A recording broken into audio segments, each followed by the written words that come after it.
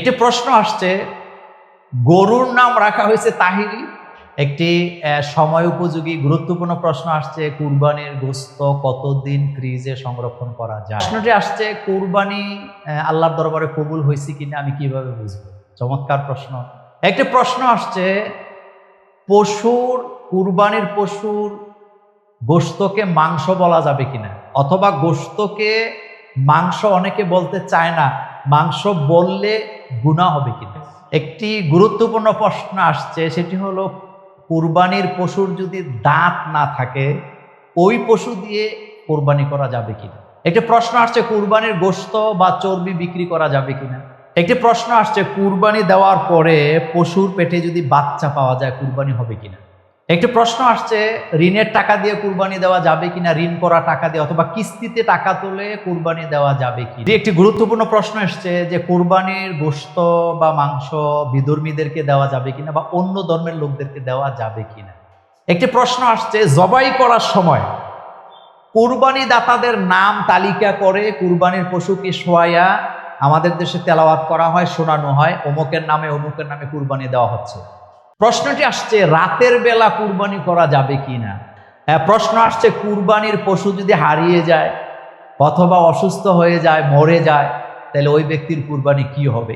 মৃত ব্যক্তির নামে কুরবানির বিষয়ে একটা প্রশ্ন এসেছে, মৃত্যু ব্যক্তির নামে বা মৃত মা বাবার নামে কুরবানি দেওয়া যাবে কিনা।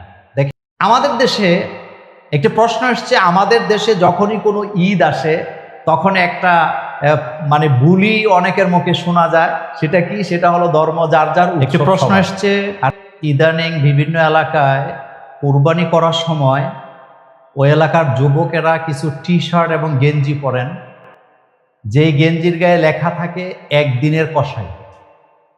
এই বিষয়ে আসলে ইসলাম কি বলে বা আমাদের মুসলিম সংস্কৃতিতে এই কথাটা আদৌ যায় কিনা।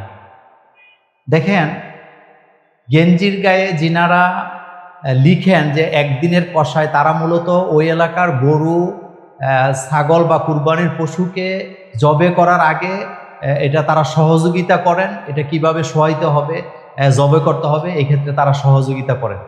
কিন্তু একটা বিষয় চিন্তা করেন, কোরবানি এটা কিন্তু হত্যা নয়। কোরবানি হচ্ছে আল্লাহর হুকুমে নিজের প্রিয় পশুকে জবে করা, এবং সেটা অবশ্যই আল্লাহর নামে জবে করা। কিন্তু আমাদের দেশে যে শব্দটি গেঞ্জিতে ব্যবহার করা হয় যে একদিনের কসাই, কসাই কাকে বলে?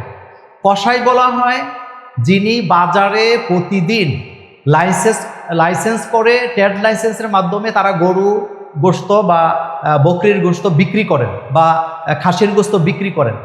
এখন দেখেন, এই কসাই শব্দটাকে অনেকে পছন্দ করে না।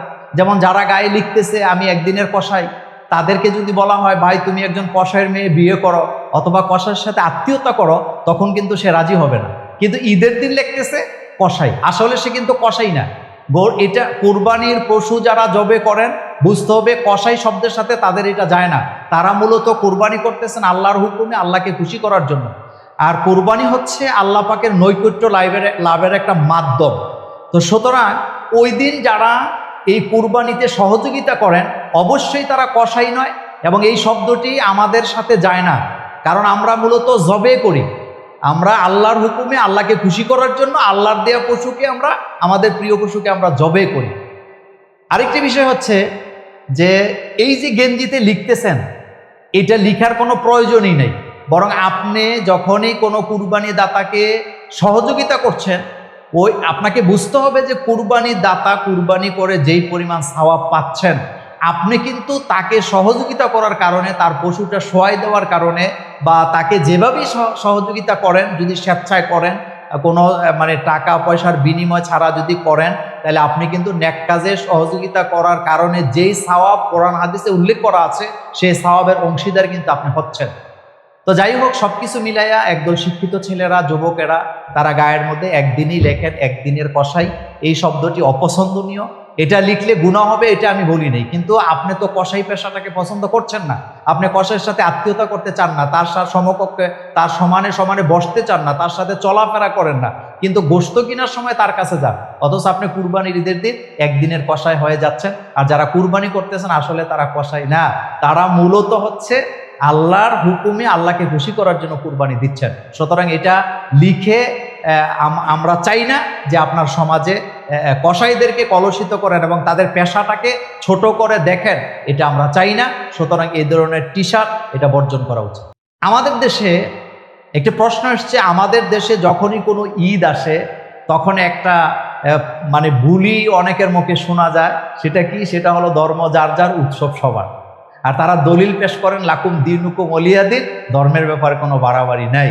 আচ্ছা, তাদের ব্যাপারে আমার একটি কথা, যারা এই কথাটা বলেন যে ধর্ম যার যার, উৎসব সবার, এই কথা বলার অর্থ দ্বারা তিনারা বুঝাচ্ছেন যে হিন্দুরা যে পূজা করেন, তারা যে হোলি খেলেন, রং মাখেন, তারা যে বিভিন্ন অনুষ্ঠান করেন, সেই অনুষ্ঠানে আমরা যাব, তাদের মতো করে আমরা তাদের সাথে মিশে যাব, নাচবো, গাইবো, এমনকি আমরা রং খেলবো, হোলি খেলবো, হোলি মারামারি করব, এটা ধর্ম যার যার, উৎসব সবার। আচ্ছা, তাদেরকে আমি বলতে চাই, তাহলে ঠিক আছে, আপনি যদি হিন্দুদের হোলি খেলার মধ্যে যেতে পারেন, তাহলে একটা কাজ করেন, আপনি হিন্দুদেরকে দাওয়াত দেন যে আমাদের সামনে কুরবানি আছে, আমরা সকালে ঈদের নামাজ পড়ব, আপনারাও আমাদের সাথে ঈদের নামাজ পড়বেন, আমরা গরু জবে করব, আপনারা আমাদের সাথে গরুর হাতে ধরবেন, পায়ে ধরবেন, গলায় ধরবেন, আমরা জবে করব।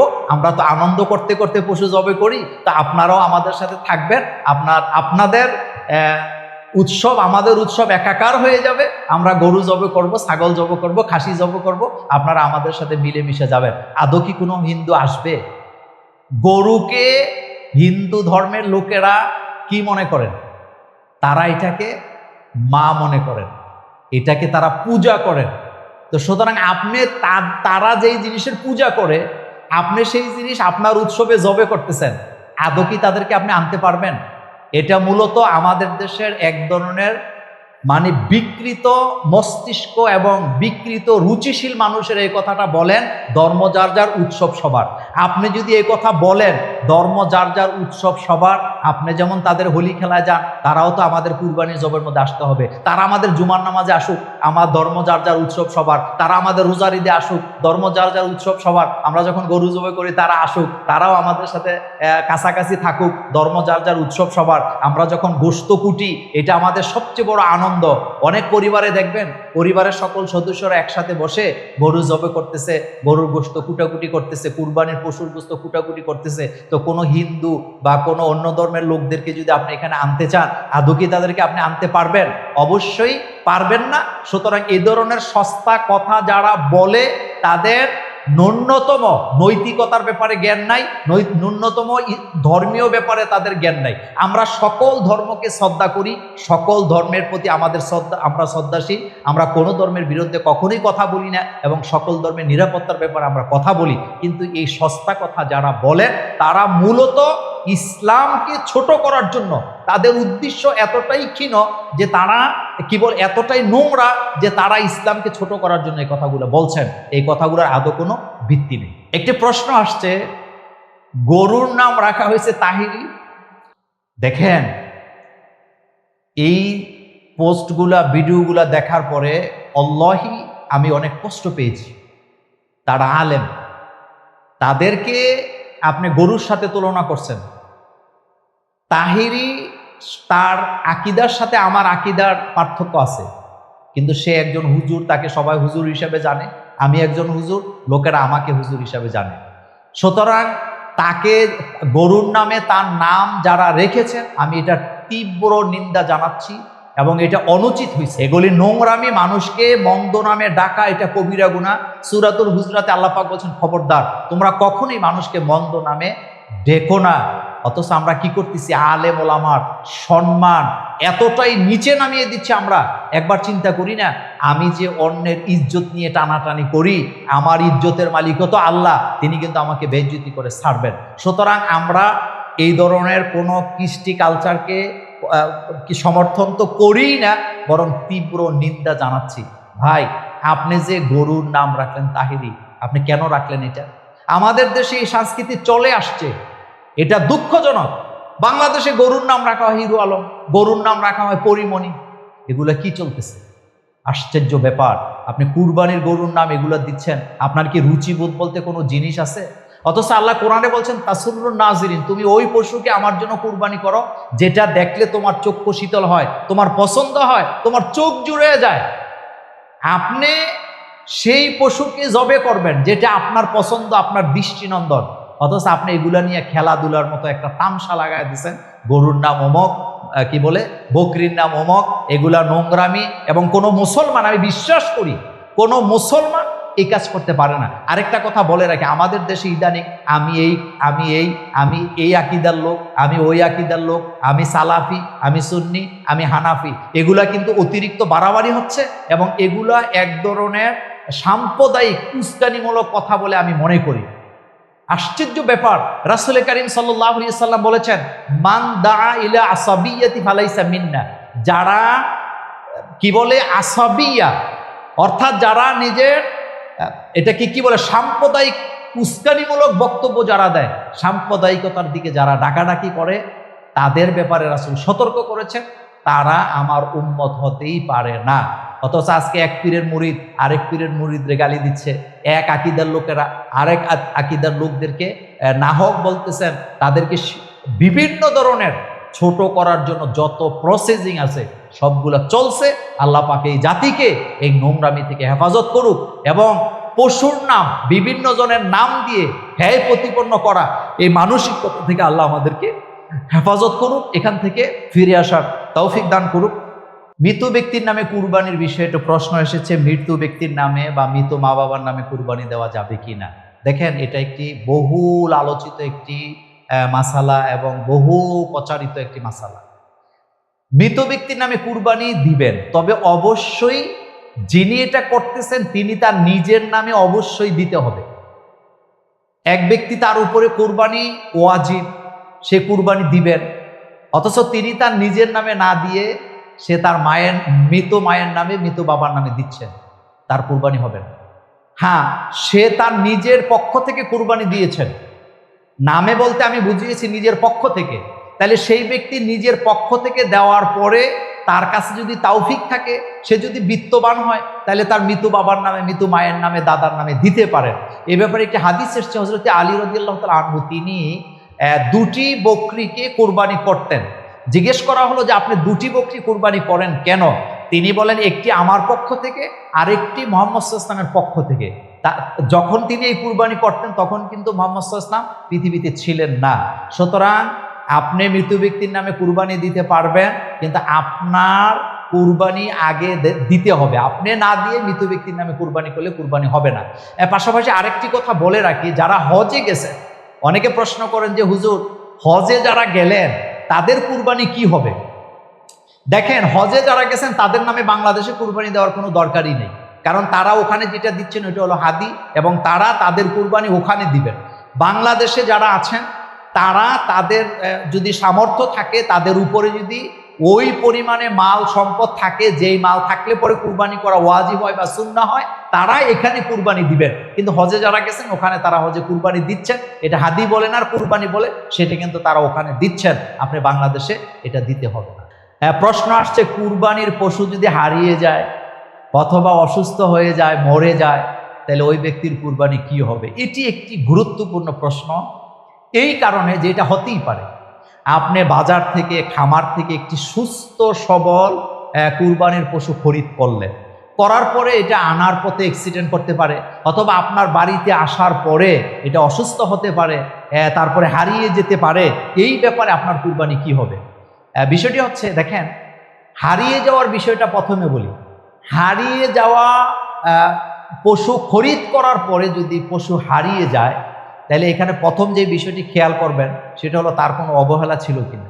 সে একটা পশু ক্রয় করছে, সে তার বাড়ি এক জায়গায়, কিন্তু পশু রাখছে ওই বাড়ি থেকে অনেক দূরে, আধা কিলোমিটার দূরে গাছের সাথে, এটা চোরে রাতের বেলা নিয়ে গেছে, এটা কিন্তু অবহেলা প্রমাণিত হয়। সুতরাং এই রকমের যদি হয়, তাকে আবার পশু কিনতে হবে, আবার কুরবানি করতে হবে। আরেকটি হলো যে পশুটা উনি কুরবানির জন্য কিনছেন, কিন্তু তার টাকা পয়সার কোনো অভাব নাই, চুরি হয়ে গেছে, তাহলে উনি আরেকটা কিনে আবার কুরবানি দিবেন। হ্যাঁ, কেউ যদি এমন ব্যক্তি হয় যে ওনার উপরে এতটুকু মালই ছিল যেটা দিয়ে কুরবানির পশু কিনা হয়েছে, এরপরে আর তার কাছে কোনো টাকা পয়সা নাই, তার নিয়ত সে করে ফেলছে এটা জবে করবে, তাহলে ওই পশু যদি হারিয়ে যায়, তাহলে তার যদি সামর্থ্য না থাকে, তাকে আর কুরবানি দিতে হবে না, কারণ আল্লাহ রাব্বুল আলামিন আমাদের সাধ্যের বাইরে আমাদের উপরে আল্লাহ পাক কিছুই চাপায়া দেন না। আরেকটা বিষয় হলো, পশুটা যদি অসুস্থ হয়ে যায় বা মরে যায় একই হুকুম, যদি মারা যায় সামর্থ্য থাকলে আরেকটা কিনবেন, যদি মারা যায় সামর্থ্য না থাকলে আপনার কুরবানি ইনশাল্লাহ আল্লাহ এটা কবুল করবেন, যেহেতু আপনারা সামর্থ্য নাই। আরেকটি বিষয় হচ্ছে যে অঙ্গহানি যদি হয়ে যায় তাহলে আপনি অবশ্যই দেখবেন অঙ্গহানিটা কি পরিমাণে হয়েছে। যদি এমন পরিস্থিতিতে চলে যায় যে এটা হেঁটে হেঁটে হেঁটে হেঁটে কুরবানির জায়গায় যাওয়ার মতো তার কি সক্ষমতা নেই, তাহলে আপনি এটা কুরবানি করবেন না। সামর্থ্য থাকলে আপনি আরেকটি খরিদ করে তারপরে আপনি কুরবানি করবেন। আল্লাহ আমাদের সকলের কুরবানি কবুল করুন। প্রশ্নটি আসছে, রাতের বেলা কুরবানি করা যাবে কি না? অসাধারণ প্রশ্ন। রাতের বেলা কুরবানি, দেখেন কুরবানি আসলে কখন করতে হয়? জিলহজ মাসের 10 তারিখে ঈদের নামাজের পর থেকে নিয়ে 10, 11, 12, কোন কোন আলেমের মতে 13, এই তারিখগুলিতে কোরবানি করা যায়। এখন আপনি দিনে করবেন না রাতে করবেন এটা আপনার ব্যক্তিগত ব্যাপার, কিন্তু রাসূল করিম সাল্লাল্লাহু আলাইহি ওয়াসাল্লাম তিনি কুরবানির ঈদের নামাজ পড়ে এসেই তিনি কুরবানিটা করতেন, তাহলে দিনের বেলা করতেন, এটা একটা সুন্নাহ। আরেকটা হলো, আরেকটা সুন্নাহ খেয়াল রাখবেন, আপনি 11, 12 তারিখে যদি কুরবানি দেন আপনার কুরবানি আদায় হবে, কিন্তু সুন্নাহ পদ্ধতিটা হলো ঈদের দিন অর্থাৎ জিলহজের 10 তারিখে আপনার মহল্লায় ঈদের নামাজ হয়ে যাওয়ার পরেই আপনি ঈদের কি বলে কুরবানিটা করবেন। তবে খবরদার, আপনার এলাকায় যতক্ষণ ঈদের নামাজ না হবে, আপনার মহল্লায় যতক্ষণ ঈদের নামাজ পড়া না হবে ততক্ষণ আপনি কুরবানি করতে পারবেন না। এটা একাধিক বর্ণনায় নিষেধ করা হয়েছে। সুতরাং রাতের বেলা যদি কুরবানি করেন, দিনের বেলা যদি করেন আপনার কুরবানি হবে। শুধু বিষয়টা মনে রাখবেন, জিলহজ মাসের 10, 11, 12 এই দিনগুলোতে, দিন হোক রাত হোক, এই সময়টার ভিতরে আপনি দিনে কুরবানি করবেন, রাতেও আপনি করতে পারবেন, যেহেতু এই সময়টা কুরবানির জন্যই, এবং এই সময়টা হলো তাকবীর দেওয়ার সময়, এটা আপনারা মনে রাখবেন। তো সুতরাং রাতের বেলা কুরবানি করলে ইনশাল্লাহ কুরবানি হবে, তবে ইচ্ছা করে দেরি করা উচিত নয়। সুন্নাহ পদ্ধতি হলো নামাজের পরে কুরবানি করা। একটি প্রশ্ন আসছে, জবাই করার সময় কুরবানি দাতাদের নাম তালিকা করে কুরবানির পশুকে শোয়াইয়া আমাদের দেশে তেলাওয়াত করা হয়, শোনানো হয়, অমুকের নামে অমুকের নামে কুরবানি দেওয়া হচ্ছে। দেখেন ক্রিটিক্যাল দুইটা বিষয় খেয়াল করবেন।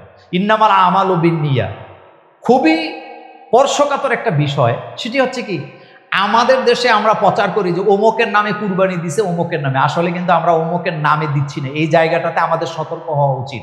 আমরা মূলত আমাদের পক্ষ থেকে কুরবানিটা দিচ্ছি, অমুকের পক্ষ থেকে কুরবানি দেওয়া হচ্ছে। সুতরাং নামে নয়, নাম হবে আল্লাহ পাকের, আমাদের পক্ষ থেকে অর্থাৎ বান্দা বান্দির পক্ষ থেকে কুরবানি দেওয়া হচ্ছে, কিন্তু কুরবানি দেওয়া হবে আল্লাহর নামে। এটাই আদেশে আসছে, তোমরা যখন কুরবানি করো আল্লাহর নামে জবে করো, আল্লাহর নামে কুরবানি করো।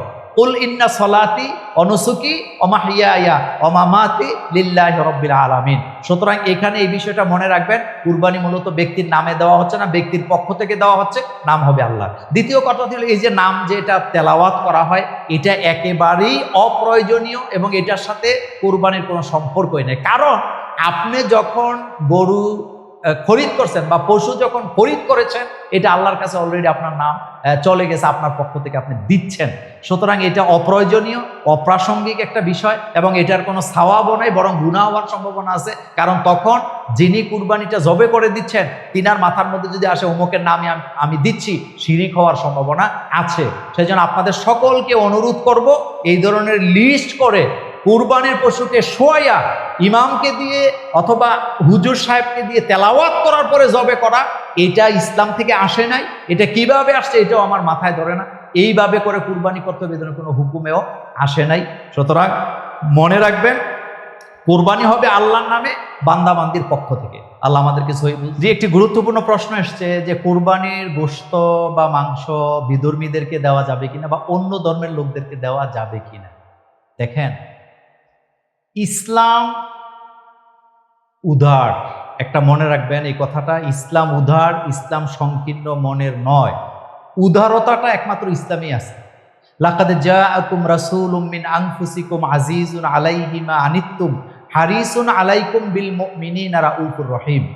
মুহাম্মাদুর রাসূলুল্লাহ ওয়াল্লাযীনা মাআহু আশিদ্দাউ আলাল কুফফার রুহামাউ বাইনাহুম তারাহুম রুকআন সুজ্জাদা। কিন্তু একটা বিষয় মনে রাখবেন, ইসলাম হচ্ছে উদার।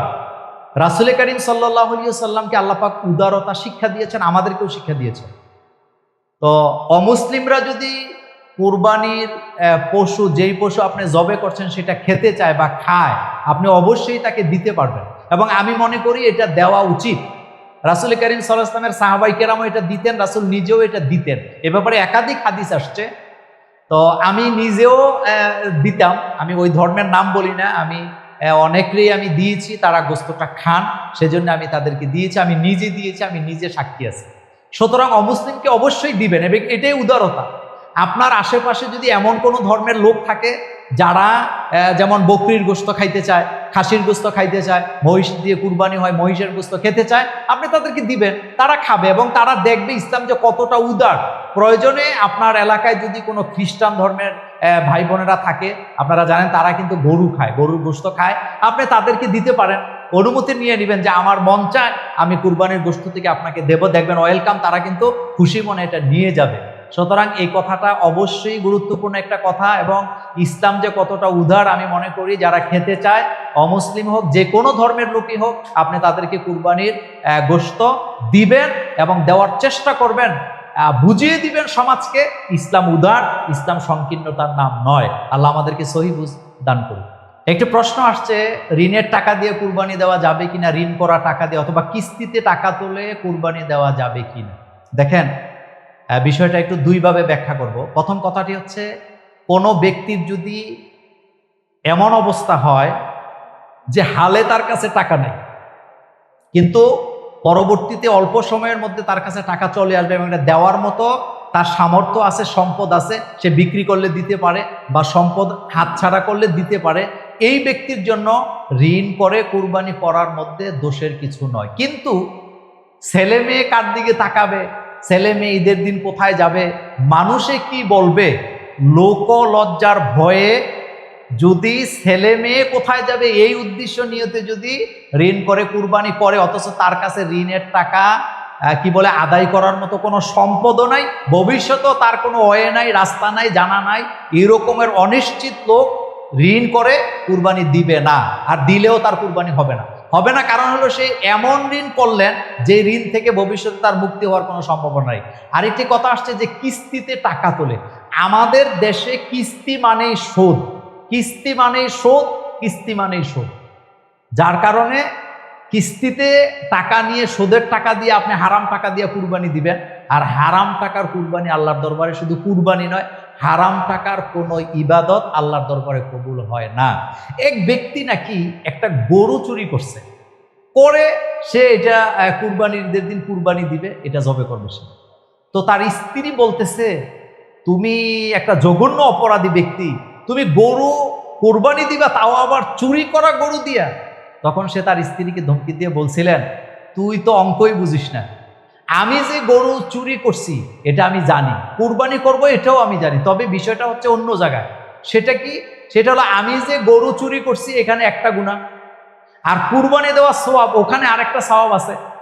তাইলে কুরবানি চুরি করাটা একটা গুনাহ, আর সওয়াব জবে করাটা, কুরবানি দেওয়াটা একটা সওয়াব।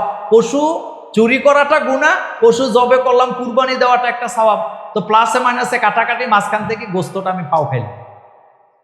তো এই রকমের কলা কৌশলী, সুদের টাকা দিয়া, হারাম টাকা দিয়া, ঘুষের টাকা দিয়া।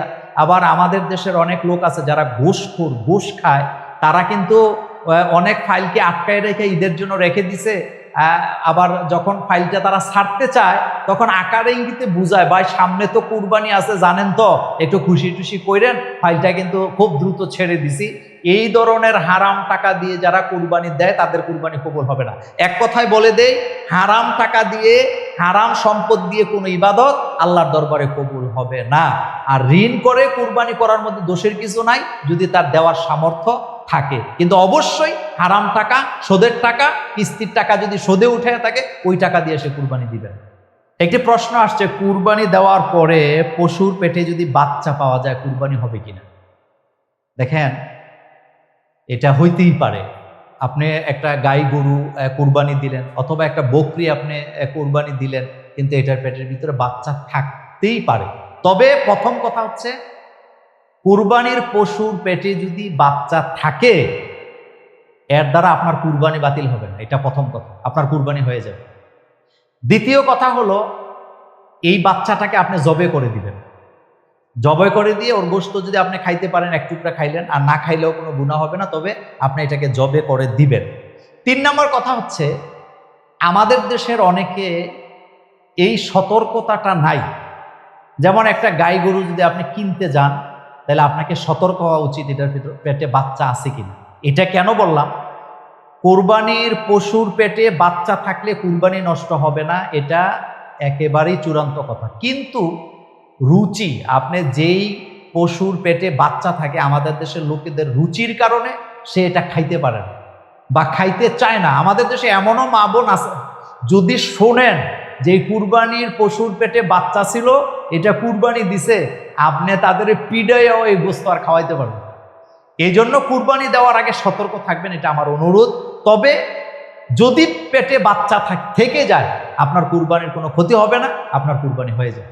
একটা প্রশ্ন আসছে, কুরবানির গোশত বা চর্বি বিক্রি করা যাবে কিনা? গোশত, চর্বি কোনোটাই বিক্রি করা যাবে না।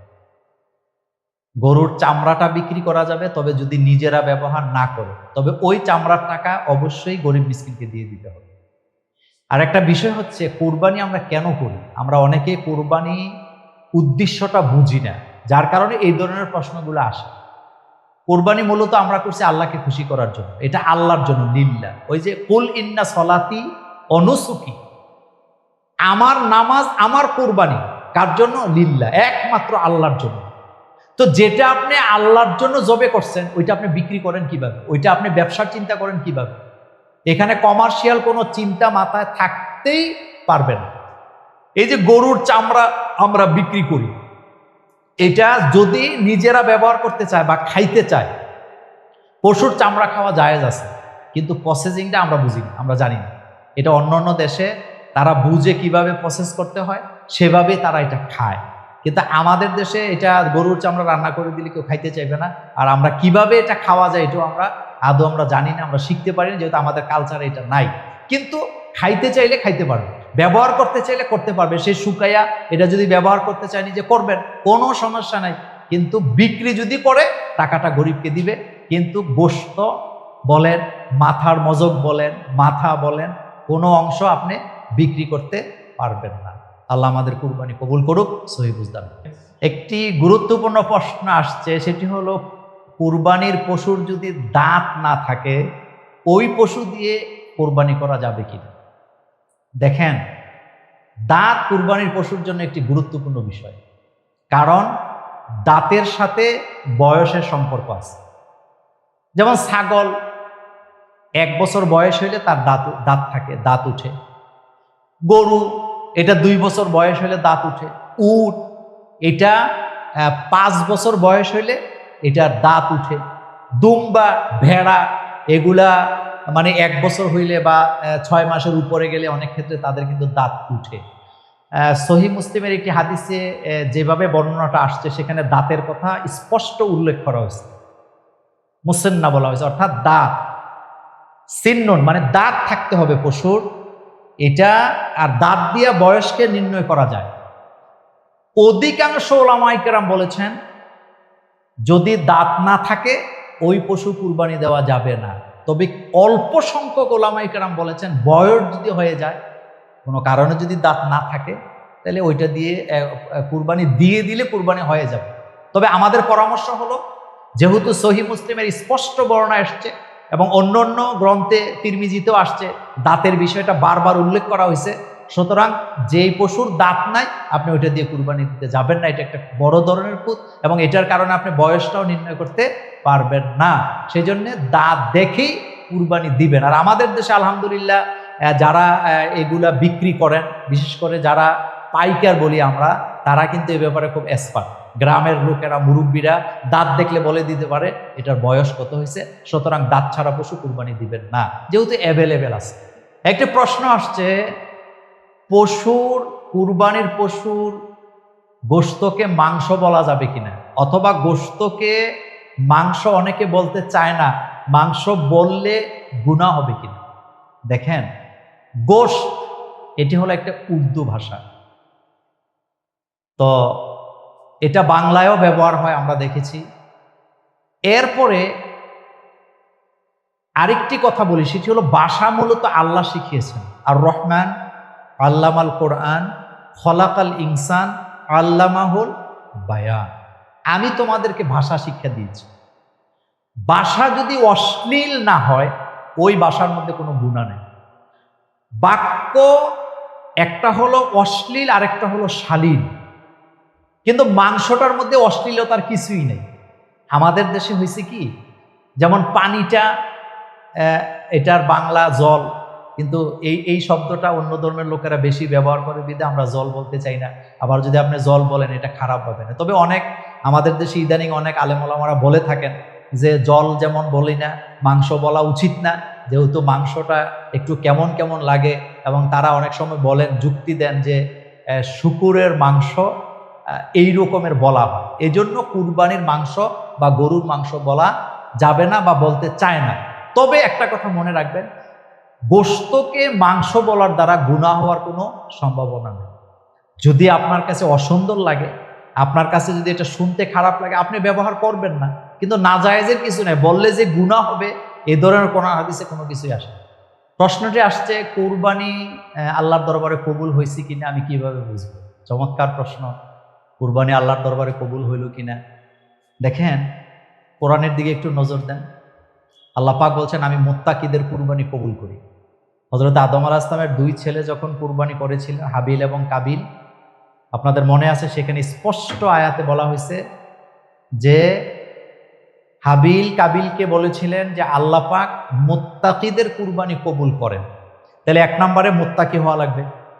2 নম্বর, আপনি যদি 100% হালাল টাকা দিয়ে কুরবানি করে থাকেন, আপনার কুরবানি কবুল। 3 নাম্বার, আপনার নিয়তের মধ্যে যদি কোনো খুঁত না থাকে, হযরত ইব্রাহিম আলাইহিস সালামের নিয়তের মতো যদি আপনার নিয়ত হয়, একমাত্র আল্লাহর জন্য কুরবানি করতেছি, আর কোনো উদ্দেশ্য নাই, গোশত খাওয়ার জন্য নয়, মানুষকে দেখাবার জন্য নয়, অথবা মানুষ আমাকে বাহাবা দিবে এইটার জন্যও নয়, লোকলজ্জার ভয়ে নয়, আপনার নিয়ত ইন্নামাল আমালু বিন্নিয়া, এখানে যদি আপনি সহি থাকেন, আপনার কুরবানি কবুল। এরপরে আরেকটি বিষয় হচ্ছে, আপনি কি নামাজি? আপনি কি হালাল হারাম বেঁচে চলেন? আপনি কি তাওবাকারীদের অন্তর্ভুক্ত আছেন?